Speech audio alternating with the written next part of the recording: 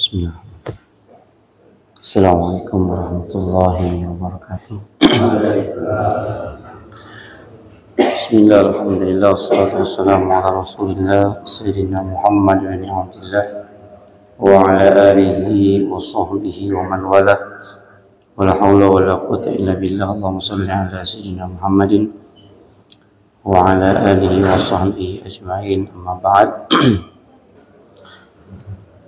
نويت التعلم والتعليم والإفادة والاستفادة والحث على تمسك بكتاب الله وسنة الرسول والدعوة إلى الهدى والدلالة على الخير. آمين يا رب العالمين.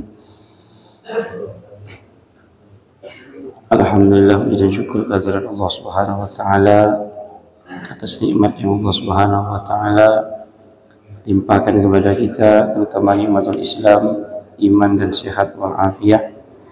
Salawat dan salam tercurahkan kepada junjungan kita Nabi besar Muhammad sallallahu alaihi wasallam.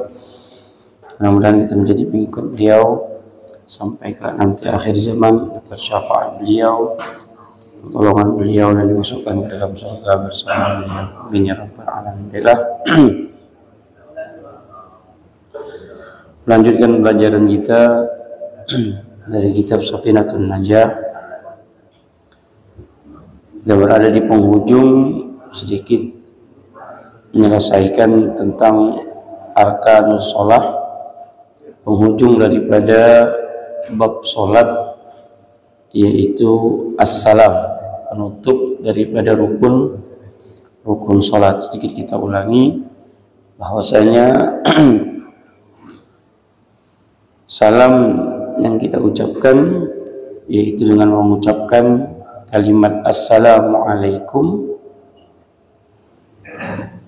dan syaratnya tidak diperbolehkan untuk membuang alif lam. Kemudian dada kita harus tetap menghadap kepada kiblat, dan sempurnanya salam dengan mengucapkan kalimat assalamualaikum warahmatullah. Itu paling sempurnanya salam.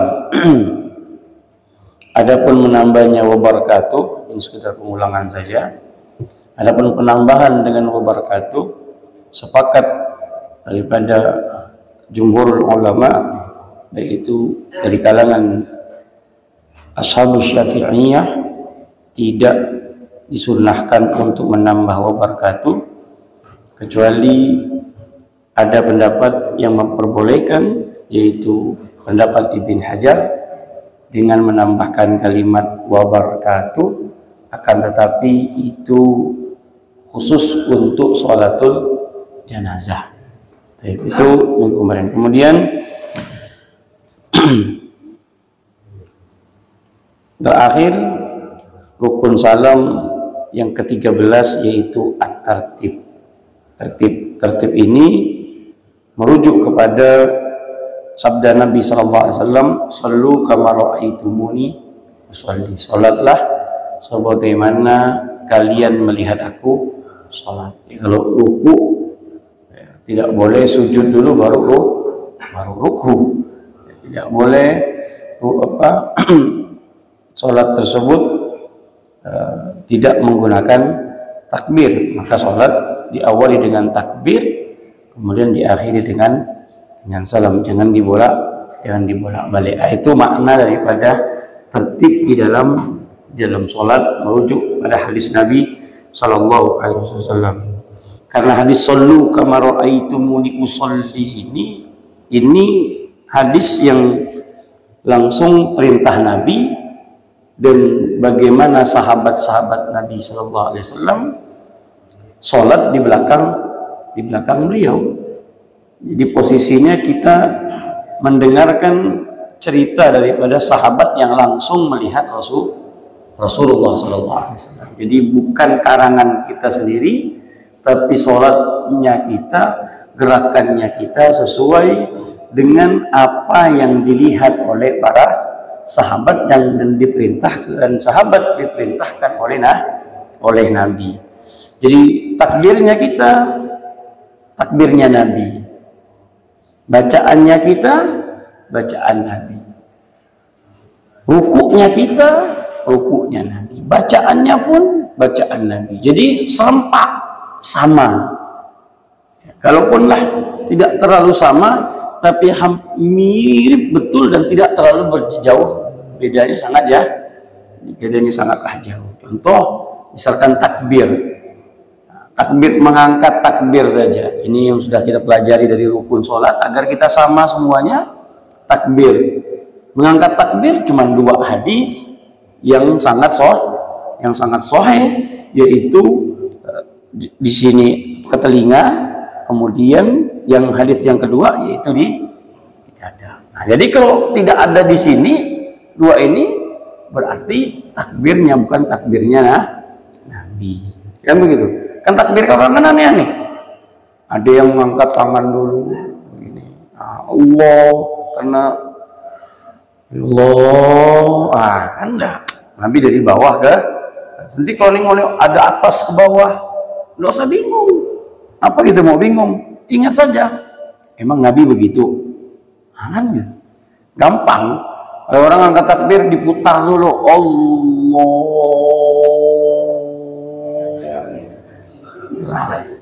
Enggak usah bingung. Yang perlu kita bingungkan tuh dia, apa kok dia begini? Itu gitu. Kalau gitunya enggak usah bingung. Ada lagi macam orang mengeluarkan ilmu. Allah, tarik begini. Allahu Akbar. Nah, kan namanya juga raf'ul yadain, mengangkat kedua belah tangan. Diangkat, bukan maju ke depan atau mundur maju mundur. Nah, jadi tidak usah bingung. Nah, ini yang diinginkan oleh para a'immatul mazahib, dengan dirangkum sholat tersebut dengan dengan rukun-rukun, maka ketahuan sholat kita akan dapat dalam satu titik yang sama. Kalaupun tadi berbeda, ya tidak jauh-jauh betul lah. Itu pun dengan sanad-sanad hadis. Tapi kalau terlalu jauh, nah itu udah buat sendiri. Kalau ditanya, ngapa kau begitu? Aku dari kecil sembahyang begini. Nah, repot juga nih. Standarnya itu tidak ada yang kalau orang tua kita dulu terkadang mengajarkan kita, itu mereka tidak pakai dalil, tapi mereka melihat dari guru ke guru. Cuman orang tua kita terkadang tidak menjelaskan dapatnya dari mana. Tapi kalau di cross check kembali, ternyata betul itu yang diajarkan oleh Nabi Shallallahu Alaihi Wasallam. Contoh saja, kalau tahiyat tangan tak boleh begini, melebihi daripada itu, misalkan. Contoh kecil. Dulu enggak tahu alasannya apa. Nanti kalau lebih kena potong gitu. Cuman itu ya. Lebih kena potong. Jadi tak beranilah. Ternyata memang sunnahnya Rasulullah seperti itu. Nah, itu orang-orang tua kita banyak hal-hal seperti itu. Nah, menjelaskan tapi tidak perbuatannya sesuai sudah dengan hadis, cuman tidak memberikan argumentasi, statement yang keluar langsung dari mulut, ini hadisnya Rasulullah. Nah, padahal apa yang mereka lakukan itu sebenarnya banyak yang sudah mengikuti sunnah-sunnah Rasul Sallallahu Alaihi Wasallam. Masuk ke bab yang kedua. Setelah kita mengetahui rukun sholat, maka kita masuk kepada sunnah. Ini sunnah sholat jangan pernah ditinggalkan, karena ini kualitasnya imannya kita, kualitas kedekatan kita kepada Nabi itu tergantung sunnah. Kalau mau tahu iman kita kuat atau tidak, jangan mengukur yang wajib. Wajib itu jangan diukur. Diukur itu dengan sunnah. Kalau Bapak Ibu ngukur yang wajib, itu ibaratkan kata Imam Ghazali, orang yang berdagang modalnya 10 juta, baliknya 10 juta. Kemudian dia membanggakan di hadapan para sahabatnya. Kerja 1 minggu full dengan modal 10 juta, pas hari Akhirnya dia hitung baliknya 10 juta. Ini orang rugi, orang untung ini. Rugi, karena sudah pasti rugi waktu. Modal 10 juta balik 10 juta. Nah, itu namanya orang yang selalu mengerjakan fardu. Jadi fardu itu tidak usah dibanggakan dan tidak bisa dibanggakan. Antum sholat subuh lalu bangga dengan orang yang yang tidak sholat subuh atau yang sholat subuhnya di rumah, atau bangga, aku sembahyang subuh, alhamdulillah 5 waktu aku tidak lepas. Jangan bangga. Misalkan bangga juga mengeluarkan zakat. Mengeluarkan zakat, bang, jangan bangga. Ya bangga karena melaksanakan perintah Allah itu iya. Tapi kalau dibanggakan tidak bisa. Karena itu sudah kewajiban. Tidak bisa mau dibanggakan. Yang bisa dibanggakan itu yang tahadusan binikmah, merasa kita bahagia dan senang ketika kita tidak lepas dari sunnah. Karena sunnah itu nilai plus. Nilai plusnya. Kalau tidak ada plusnya tidak bisa. Biasa-biasa saja. Nah, bisa dibanggakan. Antum gajiannya pokok ya itu ya. Tak ada nilai plus dari pemimpin. Pemimpinnya tak bisa dibanggakan. Kenapa? Memang aku kerja seminggu. Inilah. Tapi ketika pemimpin tersebut lebih. Nah, ini pemimpin ini bisa dibanggakan sama. Ketika kita beribadah ada sunnah yang bisa kita lakukan, berarti ada hal yang bisa kita banggakan. Bukan untuk membanggakan diri, tidak. Tapi pada intinya kita bisa tahadusan binikmah, ya Allah, aku bisa mendekatkan dirimu dengan sunnah. Apa itu? Sholatnya kita bukan hanya sholat 5 waktu.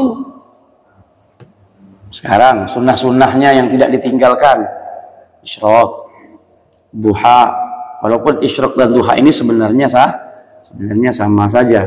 Hanya saja isyraq itu menunggu waktu di mana kita duduk dan menunggu terbitnya matahari. Pada intinya isyraq dan duha itu sama. Jadi kalau sholat isyraq itu jam 7, apakah boleh? Ya boleh. Namanya juga sholat isyraq itu sama dengan sholat duha pada intinya. Jadi Bapak Ibu tidak usah takut kalau pelajaran agak sedikit molor, tahu-tahu Bapak Ibu punya pikiran, oh tak bisa nih isyraq saya lewat. Enggak Ibu Bapak, isyraq dan duha itu sama. Justru ada pendapat yang menentang tentang sholat isyraq. Namanya itu loh Pak, nama isyraq itu tidak diterima. Ya udah, antum hanya cukup sholat duha. Tak ada ceritanya isyraq-isyraqan. Nah, itu justru malah ada yang membantah seperti itu. Tapi ala kulihal kita punya 2 dalil. Jadi antum mau pakai sholat isyraq pembuka daripada sholat setelah sholat subuh, monggo silahkan, tidak jadi masalah. Itu dibahas dalam kitab yang berjudul Nihayatuz Zain. Di situ dijelaskan tentang bab sholatul isyraq. Boleh, tapi jangan merasa takut. Pak Ustadz lama nih, udah 6:30 nih isyraq. Nah, lalu Bapak Ibu macam orang ketakutan gitu. Nah, ini nggak usah takut. Isyraq tidak akan pernah habis. Kalau kajian toh nanti sampai jam 7, siapapun yang di sini atau ada ustadz mungkin dari luar, karena panjangnya kajian atau sajadah fajar misalkan sampai jam 7, Bapak Ibu nggak usah takut. Ini cuman ustadz nih, tak tahu jam kali. Orang kita nak sembahyang isyraq, yang tak tahu jam itu kita. Kan begitu. Jadi nggak usah takut dengan alasan isyraq. Nah, kemudian setelah isyraq duha tidak lepas. Kemudian rawatib tidak dia lepaskan. Kemudian sholat taubat, kemudian tahajud. Setelah itu dia isi dia tutup sholatnya dengan witir. Ini bisa dibanggakan karena sunnah. Kalau tak ada yang dikerjakan sunnah-sunnahnya, tak ada nilai plusnya. Nah, maka ini sedikit kita baca sunnah-sunnah sebelum sholat. Apa yang dikatakan dalam kitab ini? Kita merujuk pada kitab Taqriratus Sadidah. Di sini sunnah-sunnah sholat itu sebagian mereka mencatat, para ulama mencatat ada 500 sunnah. 500 sunnah. Baik sebelum sholat, di pertengahan sholat, kemudian setelah sholat. Bahkan ada yang mengumpulkan sampai 800 dan sampai 1000 sunnah. Jadi masih ada di tempat saya belajar sana, di Tarim itu. Jadi mereka itu, karena ini ulama-ulama semua, jadi kalau menjadi imam itu takut. Jadi saling sorong-sorongan, karena sama-sama sama ulamanya, ilmunya sama-sama tinggi. Jadi begini, ente, Allah. Merasa tadi apa? Tidak pantas. Walaupun itu imam rawatibnya masjid. Cuman kalau melihat ada sebelahnya lagi, ini pindah. Jadi kadang-kadang mereka itu, siapa yang bisa menyebut? Ente hafal sunnahnya sholat berapa? Biasa kalau ngerjakan sholat, sunnah sholat, ente berapa ngerjakan? Saya 300 sunnah. Ente, saya 400. Ya udah, yang 400 maju jadi imam. Nah, itu ulama di sana seperti itu. Jadi sunnahnya itu dapat semua. Udah kelihatan, oh ini imam. Nah, kelihatan.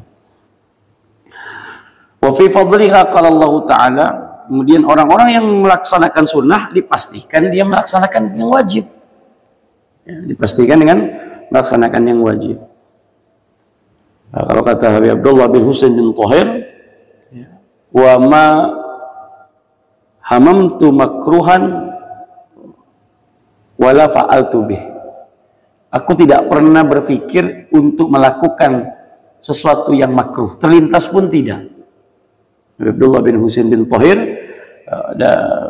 di kota Masileh, ya, saya pernah berziarah kepada beliau, tempat beliau, bukan beliau udah meninggal.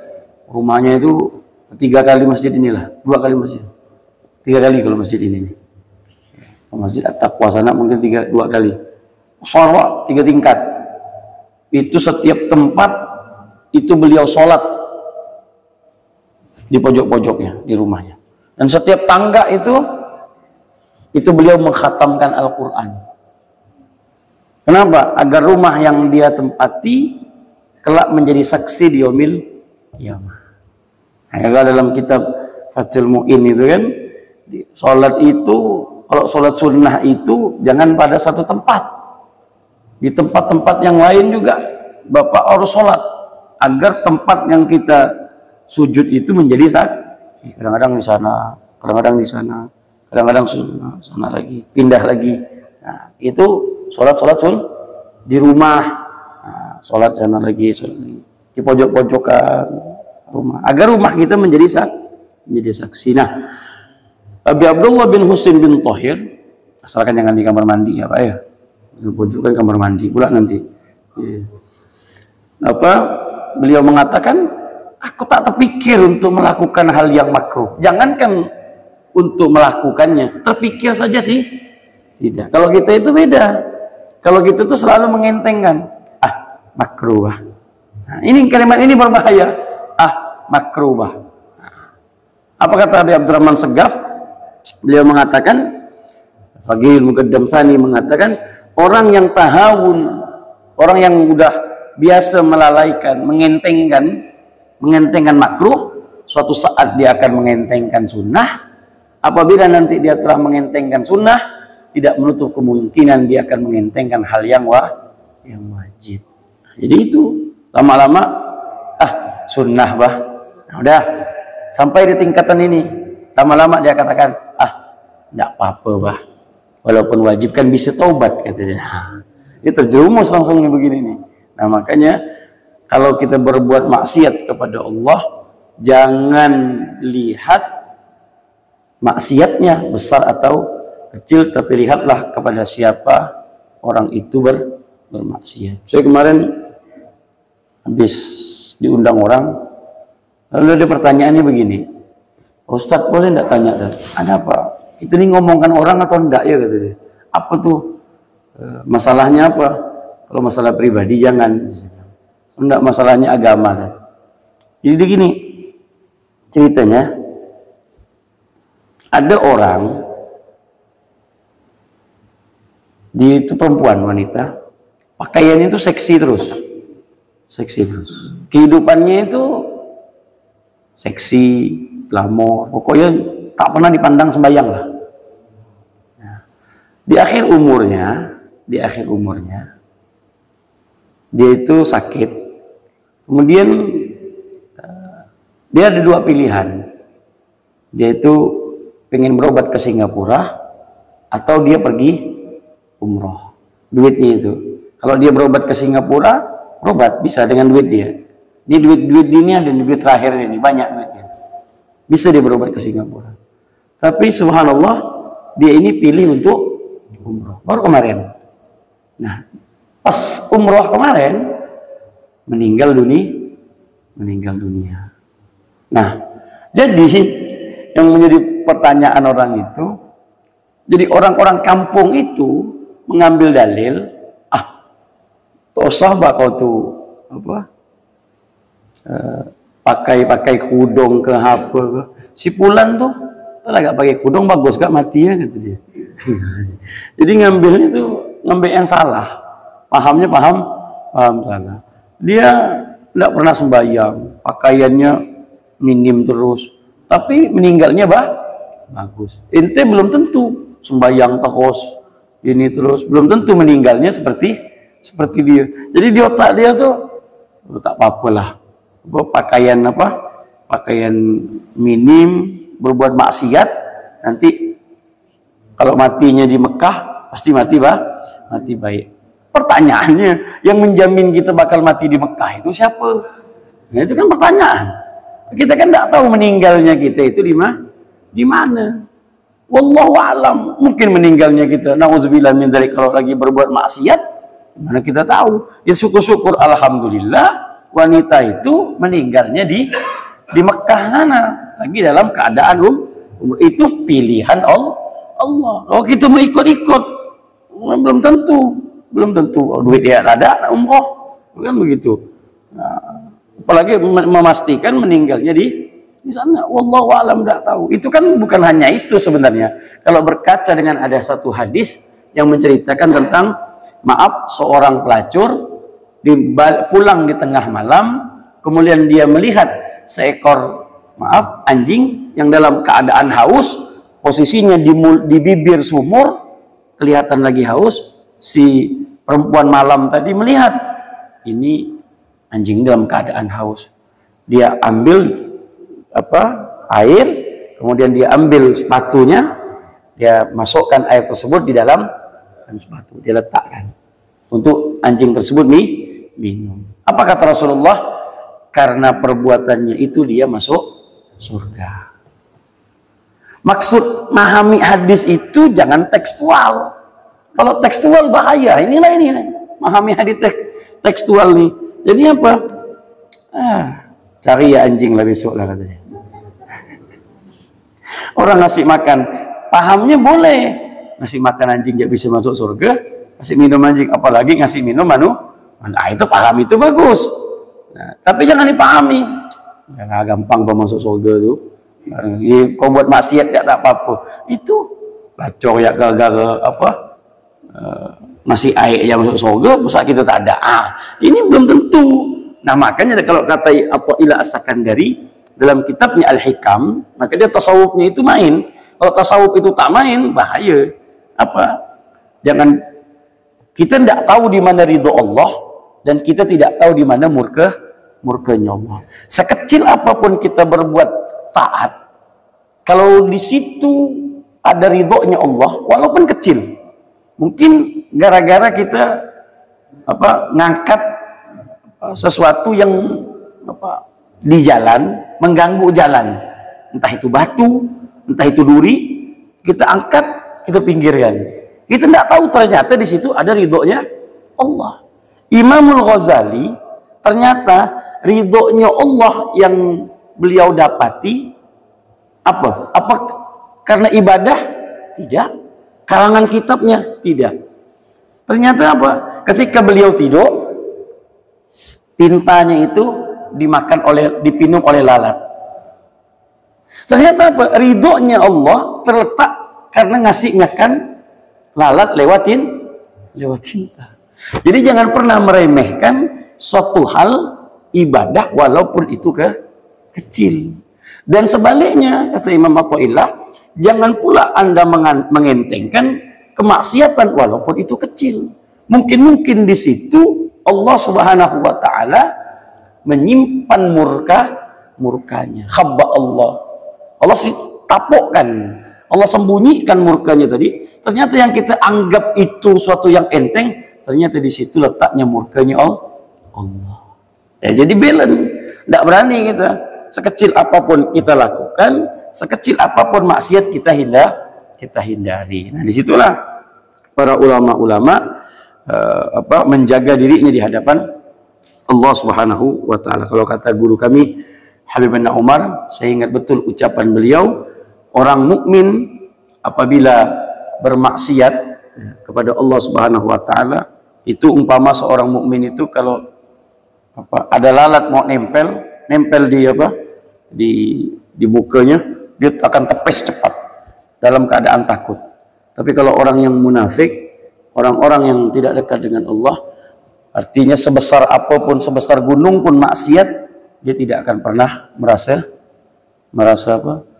untuk menghindari atau menepis daripada hal tersebut. Artinya biasa-biasa. Maksiat dia lakukan itu biasa, sesuatu apapun yang dia lakukan itu sama sekali tidak takut kepada Allah. Nah, maka orang-orang yang mengerjakan sunnah ini orang-orang pilihan. Tidak semua orang itu bisa melakukan sunnah. Nah, kita baca ya.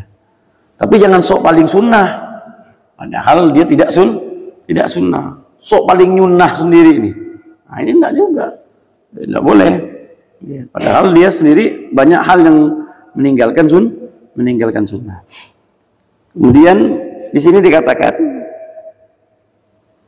ini juga sudah saya bahas kemarin di At-Taqwa Polri. Nah, Allah Subhanahu wa taala mengatakan seperti ini dalam ini hadis qudsi. Hadis qudsi itu Bapak beda dengan apa beda hadis qudsi dengan Al-Qur'an? Nah, sama-sama firman Allah, Pak. Hadis qudsi itu firman Allah. Cuman hadis qudsi lafadznya dari Nabi Muhammad, tapi perintahnya itu dari Allah. Tapi kalau Al-Qur'an itu lafadznya dari Allah, perintahnya langsung dari Allah. Jadi yang mengucapkan itu Allah. Tapi kalau hadis qudsi, Bapak nanti dengar hadis qudsi, nah berarti itu Nabi Muhammad yang melafadzkan, tapi isinya itu dari Allah Subhanahu wa taala. Dan hadis qudsi berbeda dengan Al-Qur'an. Kalau baca Al-Qur'an satu huruf diganjar oleh Allah 10 pahala, tapi kalau baca hadis qudsi ya seperti biasa pahalanya. Nah, seperti itu. Nah, maka di sini diambil daripada hadis qudsi riwayat Imamul Bukhari dengan status hadis yang sahih. Allah firmankan, "Man 'ada li waliyan faqad adzantuhu bil harb."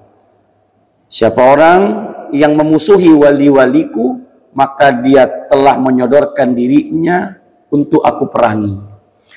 Jadi dua hal yang Allah Subhanahu wa taala memerangi hambanya. Dua, Pak. Pertama, orang-orang yang menyakiti para wali-walinya, dan yang kedua, orang-orang yang masuk ke dalam dunia riba.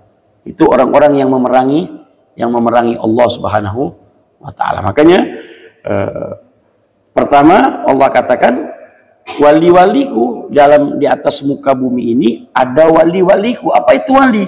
Wali itu kekasihku. Maka kalau orang tidak percaya di atas muka bumi ini ada wali, berarti dia tidak mempercayai Al-Quran. Al-Quran yang berkata, "Ala inna awliya Allahi la khawfun alaihim walahum yahzanun." Nah, ketahuilah bahwasanya di atas muka bumiku ini ada kekasihku. Sifat mereka la khaufun, tidak pernah merasa takut, walahum yahzanun, dan juga tidak merasa sedih.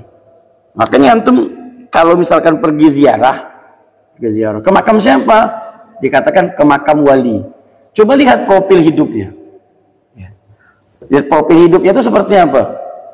Dalam dia menghadapi dunia ini ada rasa takut enggak? Ada rasa sedih terus enggak? Enggak pernah. profil hidupnya pasti nyaman, profil hidupnya pasti masya Allah, dunianya dia tidak takut, kemudian merasa sedih pun tidak. Walahum yahzanun, tidak pernah merasa sedih. Ketika ditanya, ngapa kau sedih? Aku ini tak punya dunia, aku ini tak punya ini. Nah, ini bukan wali berarti. Kalau ada wali macam gini, ini bukan wali. Ini cuma wali ya kali. Bukan wali ini. Wali itu tidak sama sekali sedih. Tidak. Ya sedih-sedih biasa ya oke. Tapi kesedihan karena dunia, tidak. Takkan pernah. Dan tidak pernah merasa takut. Takut miskin, takut ini, takut itu. Merasa ketakutan dengan dunia ini. Takut tak punya ini. Nanti besok makan apa?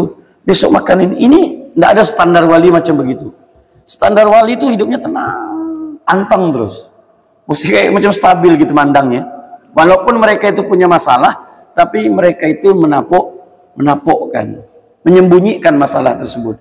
Inilah yang dikatakan oleh Al-Imam Ali karamallahu wajhah, sifat orang mukmin itu mukanya itu berseri. Itu orang mukmin. Walaupun dalam hatinya itu sedih. Jadi kesedihan itu dia bisa tampung. Nah, kalau dia bisa sudah menampung kesedihan orang, kesedihan pribadinya, dia akan bisa menampung kesedihan orang lain. Macam mana orang lain mau apa? Mau curhat, ditengok, aku nak curhat, aku nengok muka dia udah sedih dah. Tak jadi, Pak. Tengok kita pengen curhat dengan masalah, pengen datang gitu. Kau curhat sama siapa? Sama Pak Ustadz itu tuh. Masalah atau kos tuh Pak Ustadz itu kata dia. Malah masa ngomong sama aku masalah tuh Ustadz tuh. Tak ada tenang-tenang, tak ada nyaman-nyaman gitu. Soalnya berat nih. Jangan kena jadi wali, jadi ustadznya udah payah dah. Ngeluh terus hidupnya. Tak pernah hidup tuh cerita nyaman. Jadi kalau mau jadi wali, Pak, berat Pak jadi wali itu bukan nyaman. Makanya kepercayaan kita kepada para wali-wali Allah itu ada wajib. Makanya mengingkari kewalian itu bisa kafir. Tapi tidak percaya dengan perorangan itu haknya Bapak. Haknya Bapak. Karena ada itu Syekh Abdul Qadir Jailani, ceritanya Syekh Abdul Qadir Jailani itu kan bertiga, Pak. Nih sedikitlah cerita wali ya. Syekh Abdul Qadir Jailani itu dia bertiga, tiga kawan sekawan, Pak. Jadi dia ingin berziarah ke tempat seorang ulama. Satu bilang begini, dia bilang, ayo kita bertiga ziarah ke ulama tadi. Yang satu ini pintar kawan, pintar betul. Dia katakan begini, aku pengen ziarah ke ulama tadi, ke ulama itu, aku mau ngetes dia. Kalau memang dia betul-betul ulama, hebat, alim, dia harus bisa menjawab pertanyaanku. Dah. Yang satunya bilang, aku ingin menanyakan sampai dia tidak bisa menjawab dengan pertanyaanku. Lalu yang ketiga, Syekh Abdul Qadir Jailani ditanya sama temannya, wah, kau ya Abdul Qadir, apa yang ingin kau tanyakan? Lalu Abdul Qadir mengatakan, aku tidak ingin bertanya apa-apa. Aku hanya ingin mengambil keberkahan dan duduk memandang dia saja. Udah. Aku tidak kepingin apa-apa. Datanglah bertiga ini. Satunya, sebelum dia bertanya, si Syekh tadi sudah menjawab pertanyaannya. Wahai anak muda, engkau itu orang pintar, anak yang pintar begini-begini. Pertanyaanmu ini, dan aku akan jawab begini-begini. Dijawab semua. Yang kedua, begitu juga. Nah, yang pertama dia katakan, kau punya sifatmu ini yang akan mencelakai dirimu. Engkau akan mati dalam keadaan murtad dan keluar daripada agama Islam. Yang kedua, engkau bertanya, mengetesku, tapi tidak seperti yang pertama. Yang pertama tadi sampai tidak bisa menjawab. Yang tadi cuman hanya yang kebalik ya. Yang kedua tadi hanya sampai mengetes saja. Dia katakan, engkau ilmumu akan hilang dan kau akan disibukkan dengan dunia. Sampai kau lupa dengan ilmumu. Karena dunia tadi kau kejar. Yang ketiga, wahai engkau Abdul Qadir, engkau datang ke sini hanya ingin mengambil keberkahan, dan kelak nanti namamu akan dikenal dunia dan para wali-wali akan berada di bawah kakimu. Tiga-tiga itu Pak dipandang sama si Syekh tadi dengan pandangan batin, tiga-tiganya betul. Yang pertama, dia kepincut sama anaknya pendeta Nasrani sehingga membuat dia takluk dan jatuh cinta, sehingga perempuan tersebut mengatakan, aku mau menikahimu tapi engkau harus pindah dari agamamu.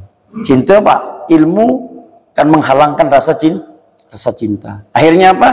Dia keluar dari agama Islam, betul, dan dia menikahi perempuan ini dan mati dalam keadaan Islam. Yang ketiga, yang kedua betul, dia sibuk dengan dunianya, dia cari dunia, lupa dia mengajar, lupa segalanya sampai ilmu itu hilang. Syekh Abdul Qadir Jailani sampai saat ini, alhamdulillah, para ilmu tarekat semuanya mengenal siapa itu Syekh Abdul Qadir Jailani. Kenapa? Tadi itu. Makanya ketika kita sowan kepada para guru-guru besar, para wali-wali Allah, kalau kita dengan orang yang pintar, itu jaga mulut, karena kalau kita banyak ngomong akan kelihatan bodohnya kita. Nah, itu tata cara kita. Kalau kita berhadapan dengan orang pintar, pejabat atau menteri atau apalah bentuknya, kapasitasnya itu di atas kita, agar kita tidak kelihatan bodoh, jangan banyak ngomongnya sedikit ya. Jadi wibawanya nampak. Orang kalau banyak ngomong kan tahu. Sahu kak udah itu tuh gitu. Ada gak cemana omongannya. Orang kalau banyak ngomong kan ketahuan. Mana pintarnya, mana tadanya. Tak berbobot omongannya. Nah, tapi kalau engkau duduk dengan ulama, duduk dengan wali Allah, jaga hatimu. Kuncinya jaga hati. Kalau datang kemana? Ke ziarah, ngapain? Mengambil barokah. Udah. Ziarah ke orang yang masih hidup, mau apa? Saya kepingin mengambil berkah. Nah, insya Allah akan dapat. Nah tadi itu, kembali lagi konteksnya, tidak mempercayai perorangan, itu haknya Bapak. Misal, ada wali tadi, Bapak tidak percaya dengan Syekh Abdul Qadir Jailani. Silahkan. Apakah kafir? Tidak. Karena perorangan. Tapi kalau mengingkari kewalian, itu berbahaya.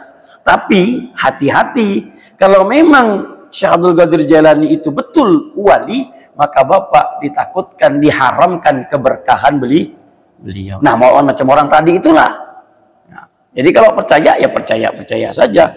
Dan lebih baik husnuzon, karena mereka orang yang soleh, orang yang dekat dengan Allah. Kan tak ada salahnya kita husnuzon. Taugi kok. Apa kata Habib Abdullah bin Abi Bakar Al-Idrus? Ma khaba sahibu husnuzon wa in akhta. Tidak akan pernah rugi orang yang berprasangka baik walaupun yang dia prasangkakan itu salah. Ya Allah, selama ini aku nyangka dia baik. Sekali tahu rupa tebiat jauh daripada tebiat aku. Tidak salah Bapak, tetap dapat pahala. Nah, maka para orang-orang yang dekat dengan Allah, bahkan para murid-murid pun apabila dia itu dengan gurunya, yang mereka berdoa itu satu doanya, ya Allah, tutuplah aib guruku, jangan sampai aku memandangnya. Karena kalau kita memandangnya, nanti akan berkurang husnuzonnya kita kepada guru. Ini ada gurunya nih, Bapak cinta betul. Nanti kalau ada sedikit, misalkan, kok guru aku begini ya, kata dia. Sama tak iya ya nih. Nah, itu hati-hati tuh. Nah, karena kan orang itu kan kalau dia berguru murabbi Pak ya. Ini saya bicaranya guru murabbi, bukan guru macam gini, bukan. Macam gini ini hanya sekedar menyampaikan. Ada namanya guru murabbi Pak, mursyid. Nah, mursyid itu yang betul-betul mempretel dan membenarkan hatinya Bapak. Nggak cukup kalau ini cuma syariat. Dia betul bagian hati. Dia betul kita agar menjadi hamba yang dekat dengan Allah. Dibimbing, ditegur, apa semuanya. Nah, itu namanya guru murabbi. Mendidik kita betul-betul zahir dan batin. Nah, seperti ini terkadang Allah coba kepada murid-muridnya. Allah coba. Dia lihatkan, terkadang Allah perlihatkan kejelekan gurunya tadi. Untuk apa? Menguji si murid tadi. Benar nggak? Nah, kalau murid tadi itu hatinya goyang, udah selesai. Keberkahan gurunya tadi dia tidak akan dapati. Jadi di posisi dia harus stabil. Dia tidak boleh melihat gurunya ada kekurangan. Saya kasih contoh. Karena ini kita ceritanya babnya para wali. Masuk sedikit lah. Ada namanya Syekh Ali Baros, Pak. Ini di Tarim tempat saya belajar. Dia berguru dengan Al-Habib Imam Abdurrahman Al-Attas, pengarang kitab Rotib Al-Attas. Ini murid, kerjaannya tidak ada lain, Pak. Dia suruh belajar, tapi di pondok itu dia tidak belajar. Dia cuman kerjaannya membersihkan batu istinja. Kalau istinja itu kan pakai 3 batu. Jadi kalau gurunya istinja kotor, maaf, yang bersihkan tuh Syekh Ali Baros tadi. Suatu saat lagi mengajar, Syekh Ali Baros duduk dan dalam pintu rumah itu ada yang mengedor. Dan apa kata Syekh Imam Habib Umar tadi mengatakan, ketahuilah wahai muridku, yang datang itu adalah Nabi Allah Khidir. Yang datang itu Nabi Khidir. Betul. Masuk, kemudian dia langsung dulu mau masuk. Kemudian para murid itu, murid-murid yang lain mendengar gurunya mengatakan itu Nabi Khidir. Semua murid tuh bangkit untuk bersalaman kepada. Cuman satu aja tidak mau salaman, Syekh Ali Baros tadi. Lalu Al-Habib Umar Al-Attas tadi mengatakan, ya Ali, kenapa kau tidak salaman dengan itu? Apa kata kata Syekh Ali Baros mengatakan, wahai guru, engkau hanya ngasih tahu. Engkau kan kasih tahu saja bahwasanya yang datang itu Nabi Khidir. Engkau tidak memerintahkan untuk bersalaman kepada dia. Aku tetap turut perintahmu. Siapapun yang datang, engkau lebih daripada segalanya. Kecuali kau perintahkan. Itu ketaatan. Jadi bayangkan, gurunya di depan ini Nabi Khidir alaihi salam.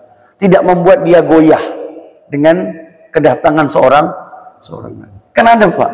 Kadang-kadang kalau ada ulama besar datang, gurunya dilangkah. Guru ngaji gak, Pak? Kata dia. Lewat kesopanan tadi itu.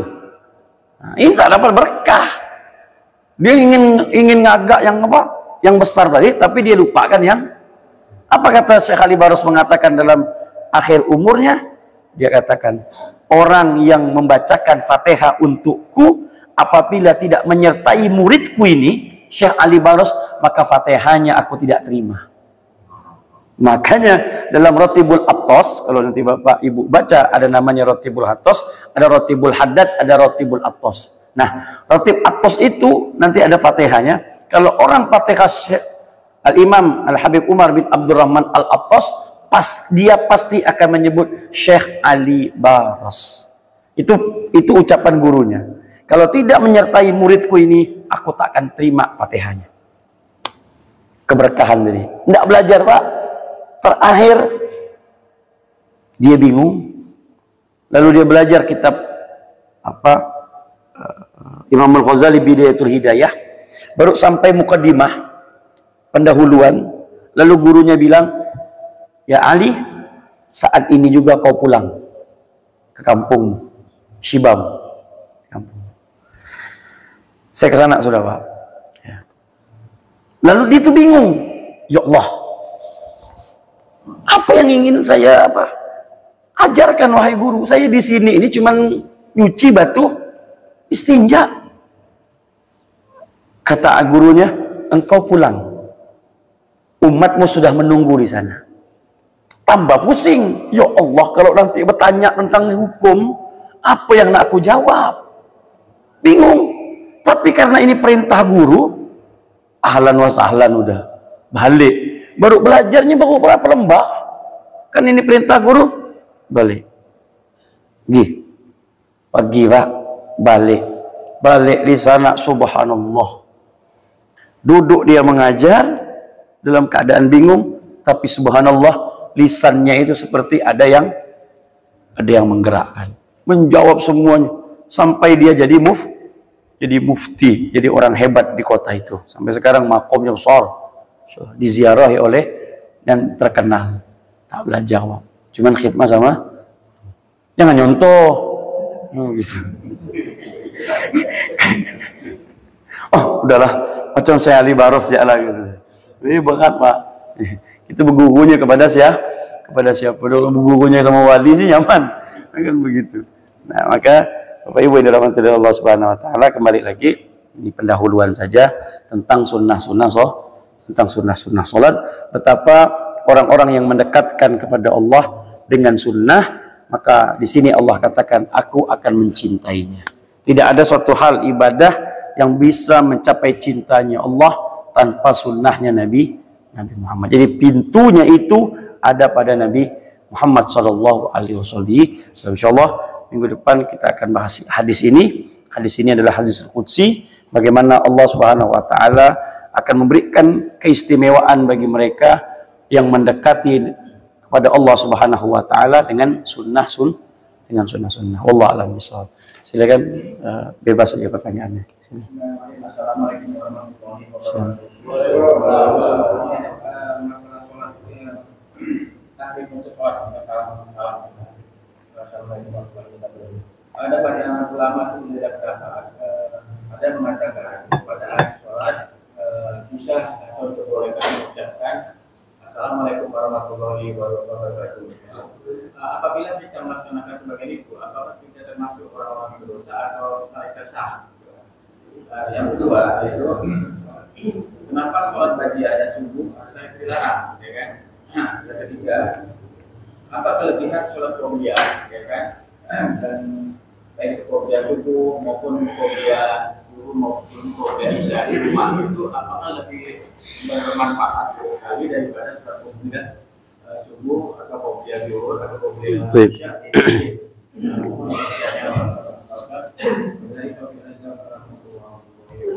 Assalamualaikum warahmatullahi wabarakatuh. Yang pertama, apakah berdosa orang yang mengucapkan wabarakatuh? Tidak. Ya, silahkan monggo. Ya, tapi tidak disepakati oleh para ulama. Tapi pertanyaannya, apakah berdosa atau membatalkan sholat? Tidak. Misalkan ada imam menambah Assalamualaikum warahmatullahi wabarakatuh. Salam, boleh. Tidak jadi masalah. Tapi yang namanya fikih, nah kita kan belajar hukum fikih nih.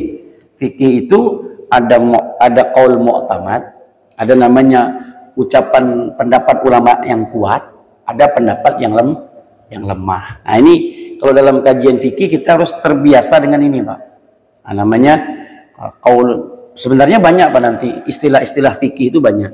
Ada qaulul azhar, ada sahih, ada al-mukhtar fil mazhab. Itu nanti kalau pelajaran fikih yang tinggi kita akan dapati itu semuanya nanti. Jadi dalam kerangka mazhab Imam Syafi'i sendiri itu tidak sama, pendapatnya itu tidak sama. Ada nanti yang menguatkan, ada yang melemahkan. Nah, di dalam fikih disaringlah seperti Imam Nawawi itu menyaring Pak dari pendapat sebanyak pendapatnya ashabus Syafi'iyah. Itu disaring. Makanya Imam Nawawi itu digelar dengan ashabut tarjih, orang yang telah menimbang dan mengukur daripada pendapat keseluruhan daripada murid-murid Imam Syafi'i dan orang-orang setelah murid-muridnya Imam Syafi'i. Ini kan orang-orang hebat semua dengan pendapat-pendapatnya. Ya, Imam Syafi'i, bukan Imam Syafi'i saja Pak, Imam Buaiti, Imam Syubari, apa semua ini imam-imam semua ini. Nah, datanglah Imam Nawawi. Datanglah Imam Nawawi dan Imam Rafi'i berdua ini mentarjih. Apa bahasa mentarjih itu? Ditimbang dan semuanya, dipilah dan dipilih, jadilah suatu pendapat, dan pendapat itu dikukuhkan, namanya mu'tamad, pendapat yang kuat. Nah, maka dalam ilmu fikih, orang yang akan belajar fikih dia akan sudah terbiasa. Misalkan Bapak nanti ditanya, ini pendapat Bapak ini mu'tamad atau tidak, Bapak tidak usah bingung lagi. Kenapa? Bapak belajar fikih dan itu sudah harus terbiasa dengan orang ilmu fikih. Nah, jadi kita pun boleh bertanya, Pak Ustadz, pendapatnya ini kayaknya membingungkan kami. Mana di antara dua pendapat ini yang paling mu'tamad? Nah, kalau Ustadznya bilang mu'tamadnya yang ini, berarti yang ini tidak mu'tamad. Lawannya lemah. Nah, tadi mengucapkan wabarakatuh di selain sholatul janazah itu tidak dianjurkan. Nah, mu'tamadnya tidak mengucapkan dan menambahkan wabarakatuh. Itu mu'tamad. Jika seandainya dia langgar ucapan mu'tamad tadi, apakah dia batal sholatnya? Tidak. Dia tidak batal, apalagi masuk ke dalam ranah yang haram, tidak sama sekali. Nah, itu. Nah, yang kedua, apa itu? Ya, kenapa ba'diyah subuh dan ba'diyatul asar dilarang? Itu mauquf, Pak. Mauquf itu sesuatu yang langsung dilihat oleh para sahabat-sahabatnya Nabi sallallahu alaihi wasallam. Itu namanya hadisul mauquf. Mauquf itu terhenti di situ karena yang dilihat itu seperti itu.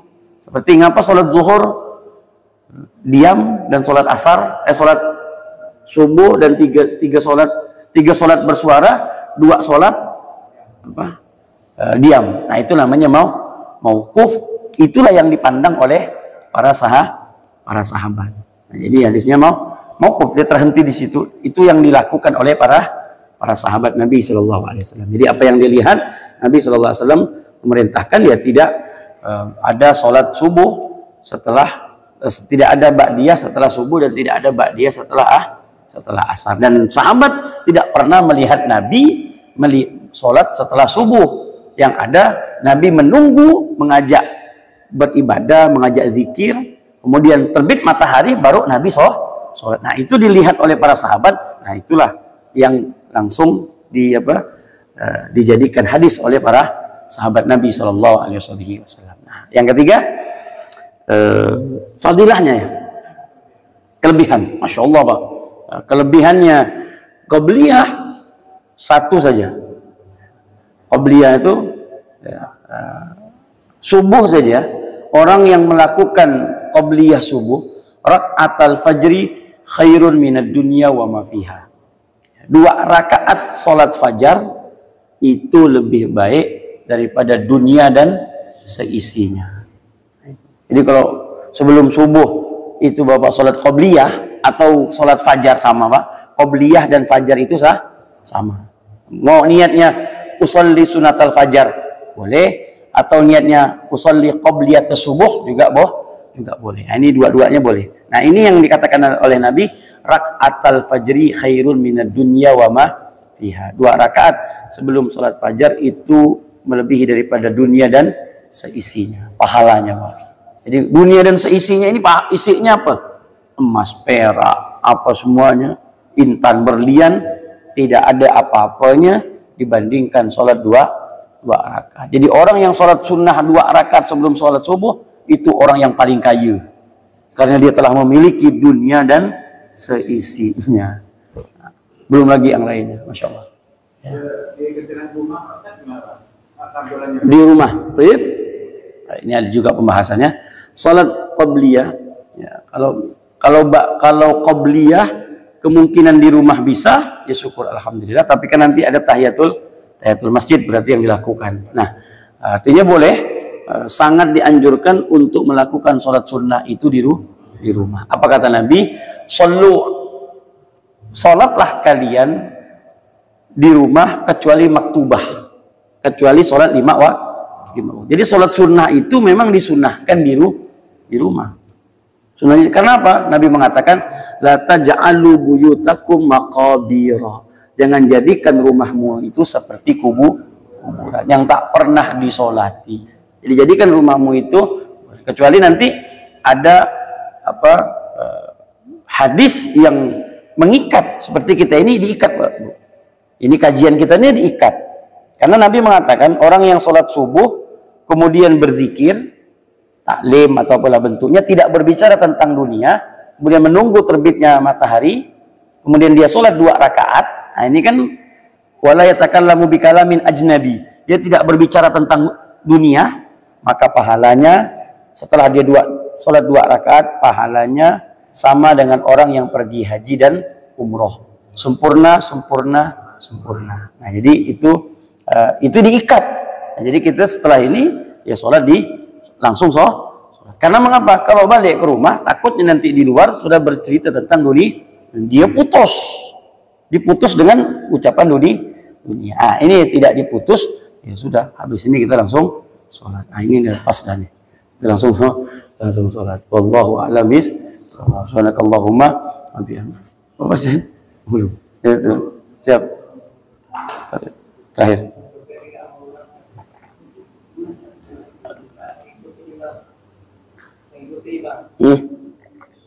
Itu memang mengikuti persis apa yang apakah tidak mendahului imam? Oh, ya. Kata seluruh kata itu kan menempelkan Rasulullah atau tidak menempelkan imam? Juga imam bagian terakhir kita adalah masuk bagian akhir juga kami. Dan posisi apa? Duduknya itu. Ya. Nabi mengatakan innama ju'ilal imam liyuqtad. Dijadikan imam itu untuk diikuti. Jadi maksud dari sini imam tidak diperselisihkan. Jadi ya tadi dalam gerakan.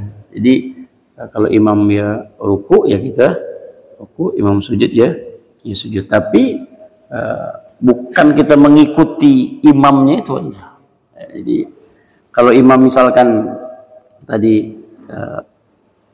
bergerak, kita tidak mendahului imam, itu pertama. Tidak menyelisih. Nah, kalau seandainya imam tersebut tahiyat akhir, ya kita wajib tahiyat akhir. Dalam gerakan imam tersebut kita harus mengikuti.